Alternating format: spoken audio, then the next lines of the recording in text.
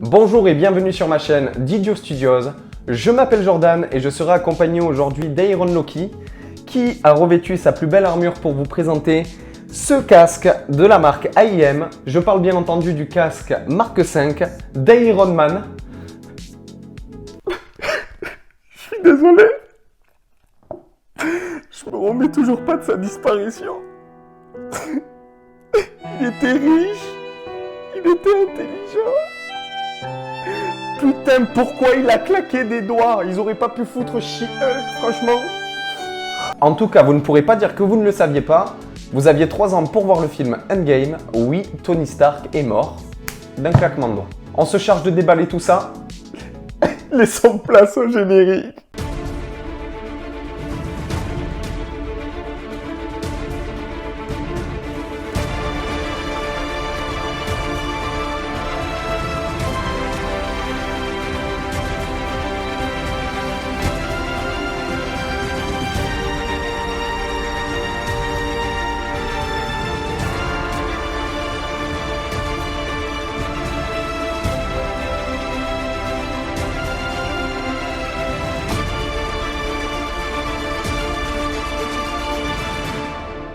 Le carton est noir, on peut également retrouver le logo de la marque AIM juste en bas. Je pense que c'est un clin d'œil aux comics. Dans les comics, AIM est une organisation criminelle composée de scientifiques. Alors on a MODOK, on a également le Baron Stucker et plein d'autres. Ils sont spécialisés dans l'armement de pointe. On retrouve écrit en gros Iron Man Mark 5 également sur le dessus avec la célèbre citation de Tony Stark, I am Iron Man, je suis Iron Man. Et bien sûr sur la devanture, notre fameuse armure Mark 5. Alors ce qu'il faut savoir sur cette armure là, on la voit pour la première fois dans Iron Man 2. Elle fait partie des plus célèbres due à sa façon de s'enclencher. Vous le verrez tout à l'heure avec le casque, c'est vraiment un gros délire. Et pourtant ça fait partie des armures les plus faibles, tout simplement parce qu'elle a été conçue pour les cas d'extrême urgence, et d'ailleurs elle est transportée dans une valise. Ensuite, on nous dit sur le côté qu'il nous faudra 4 piles AA ou alors une batterie. Donc je suppose qu'ils ont conçu des batteries pour faire fonctionner ce casque. Ce que je vous propose, sans plus attendre, c'est d'ouvrir le contenu de la boîte.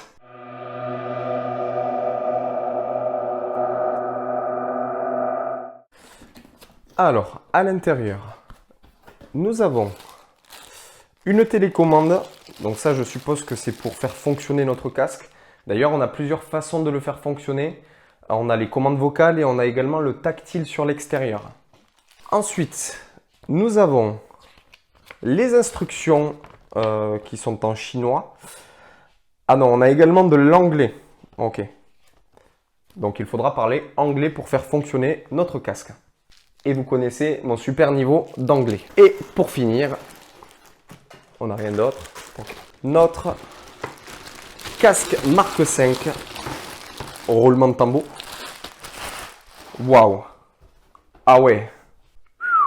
Alors ça, franchement, ce rouge bordeaux carrosserie et toute la face chromée. Alors, je ne sais pas ce que vous en pensez. N'hésitez pas à me le dire dans les commentaires, mais moi, sincèrement, je le trouve sublime. Hein. Il est vraiment magnifique. Ouais, très très beau. Alors, ça laisse un petit peu de traces de doigts, je ne vous le cache pas. Donc, évitez de mettre les mains sur la face avant. Ok, sur la face arrière, ça s'enlève. Donc, ça, c'est pour l'enfiler plus facilement. Et la partie est aimantée. Je ne vous cache pas, moi, il me tarde juste une chose, c'est de mettre les piles et de tester ses fonctionnalités. Donc, on passe tout de suite aux fonctionnalités du casque. Donc, je déscratch à l'intérieur. J'ai mon boîtier. Je l'ouvre et je vais insérer mes 4 piles à l'intérieur du boîtier. Je remets mon couvercle. Hop. Je le remets à l'intérieur. Et je re-scratch. Je vais également intégrer les piles dans ma télécommande. J'ouvre le cache et j'insère ma première pile ainsi que ma seconde, tout en pensant bien à refermer le cache et à activer le bouton sur l'extérieur pour que ma télécommande fonctionne. Je viens de mettre mes piles dans mon casque et dans ma télécommande. Normalement, on a un bouton qui est juste en bas. Donc ça, c'est plutôt bien placé. Sous le menton. Pour mettre on, j'entends le petit bruit qui signifie que ça vient de s'allumer. Et on va passer aux commandes vocales donc de la notice. Alors. Hey Jarvis. Start system. Donc là, ça s'allume. Open the mask.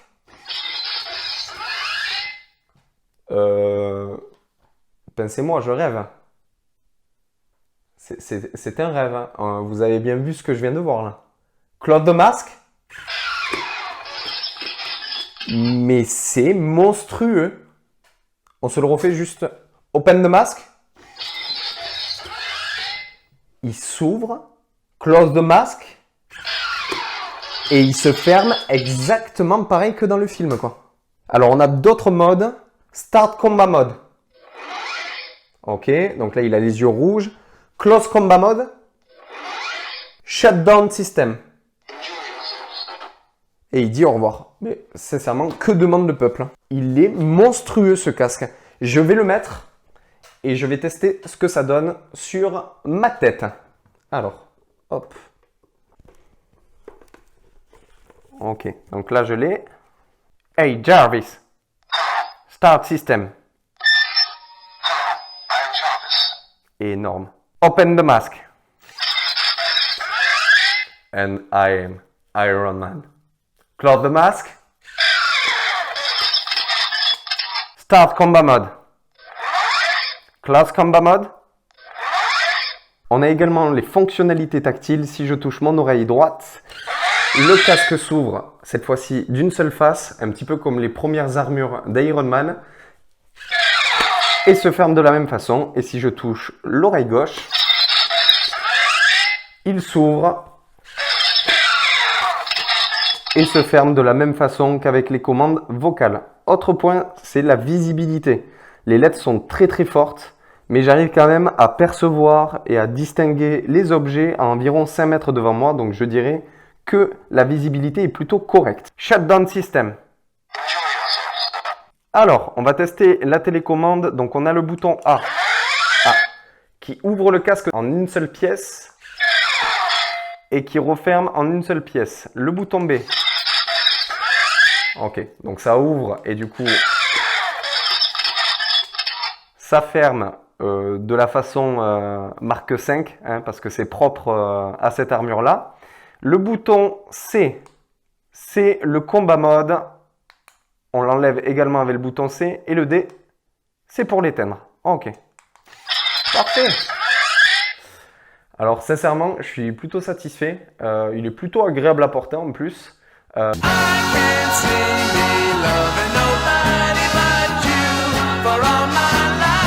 Bon, je vous avoue que quand il est ouvert, il pèse son poids. Hein. D'ailleurs, en parlant d'ouverture, beaucoup vont me demander pourquoi je n'ai pas choisi la marque AutoKing.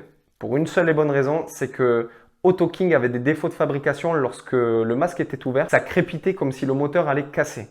Donc je me suis dirigé vers cette marque-là, AEM.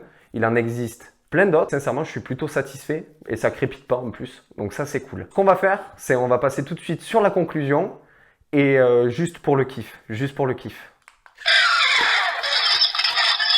Ah, j'adore ça. J'ai l'impression d'être dans un rêve de gosse. C'est parti pour la conclusion.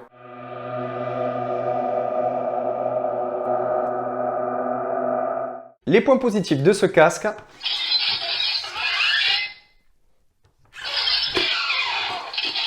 Il parle de lui-même. Les fonctionnalités, elles sont juste époustouflantes. Les couleurs également. Moi, j'aime beaucoup ce rouge.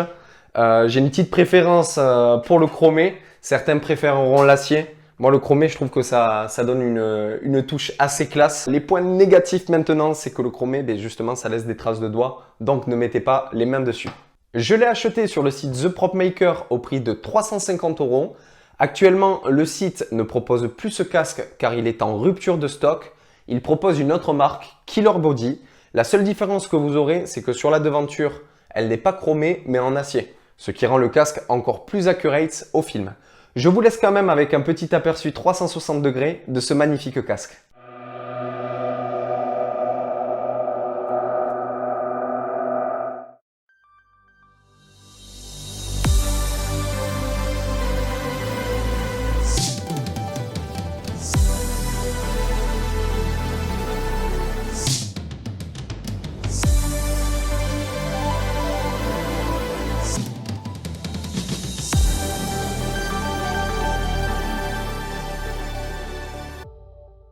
J'espère que cette vidéo vous a plu. Comme d'habitude, si c'est le cas, n'hésitez pas à cliquer sur le petit pouce bleu, ça nous encourage.